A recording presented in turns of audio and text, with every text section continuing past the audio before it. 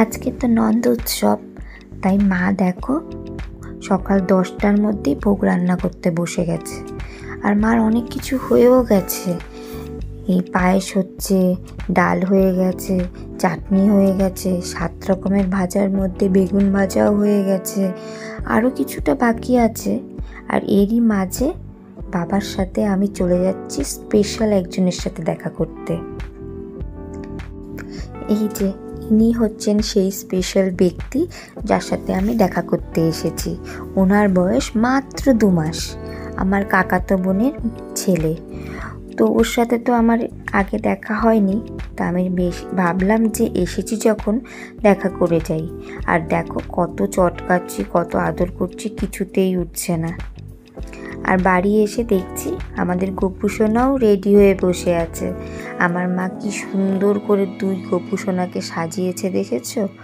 আর পেছনে যত ডেকোরেশন ছিল সব খুলে গেছে জানো।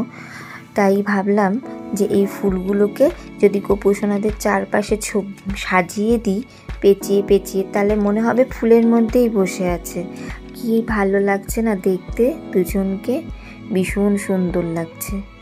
আর মারও ভোগ রেডি হয়ে গেছে, মা এখন ভোগ নিবেদন করবে। তো ভোগে কি কি আছে চলো তোমাদের বলি।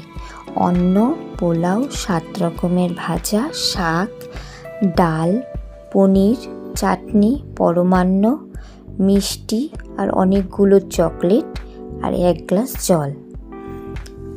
তো মা এখন ভোগ নিবেদন করে দিচ্ছে। আসলে কি হয়েছে বলো তো, আমি না থাকতে পারবো না, আমাকে আজকেই বাড়ি ফিরে যেতে হবে। আর বাড়ি ফিরে না গেলে কালকে সকালেই মেয়ের স্কুল আছে, তাহলে মেয়ের স্কুলটা মিস হয়ে যাবে। তো যেতে যেতে অনেকটা বেলা হয়ে যাবে, তাই মা তাড়াহুড়ো করছে। আর আজকে বাস পাবো না, কারণ বাসের টাইম চলে গেছে। আর ট্রেনই আছে যেটা হলদিবাড়িতে গিয়ে উঠতে হবে। তো মা বলল আমি তাড়াতাড়ি ভোগ নিবেদন করে দিচ্ছি, তুই ভোগটা খেয়ে তাড়াতাড়ি রেডি হয়ে নে। কারণ বিকেল 5টার মধ্যে ট্রেন, তো সেই ট্রেন যেতে গেলে আগে টোটো করে আধা ঘন্টার রাস্তা হলদিবাড়ি, সেখানে যেতে হবে। সেখান থেকেই ট্রেনে উঠবো। আর বাবা যেহেতু সাথে থাকবে আমার, তাই কোনো চিন্তা নেই। তো ভোগ আরতি হয়ে শেষ হয়ে আমরাও ভোগ খেতে বসে পড়েছি। আর ভোগ খেতে খেতে ভোগের ভিডিওই তোলা হয়নি, এতটাই তাড়াহুড়ো ছিল। এই যে আমরা রেডি হয়ে বেরিয়ে পড়েছি, আর আমাদের সাথে আমাদের এগিয়ে দিতে যাচ্ছে আমার এক দিদা আর মা। আর যেতে যেতেই দেখো চোখে পড়লো এই কাশবনটা। কাশবনে কুড়ি চলে এসেছে জানো। আর কিছুদিন পরেই এই জায়গাটা সবুজের বদলে সাদা হয়ে যাবে, আর কি সুন্দর লাগবে দেখতে তখন। আর এই যে তিস্তা নদী আমাদের, এর তো কোনো তুলনাই নেই, এত সুন্দর লাগে সব সময়। আর দূরের আকাশটাকে দেখতে পাচ্ছ, কি যে অদ্ভুত সুন্দর লাগছে দেখতে, মনে হচ্ছে রং তুলি দিয়ে আঁকা।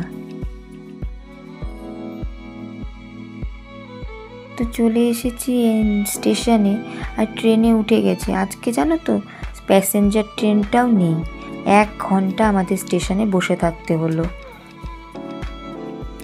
অবশেষে এই যে ট্রেন ছাড়লো দার্জিলিং মেল। আর আমরাও পৌঁছে গেছি শিলিগুড়িতে, আর নেমেও পড়েছি। এখন একটা র্যাপিডো বুক করে এই যে বাড়ির দিকে যাচ্ছি। এখন প্রায় রাত 8:30 বেজেছে। তো আজকের ভিডিওটা এইটুকুই, টাটা।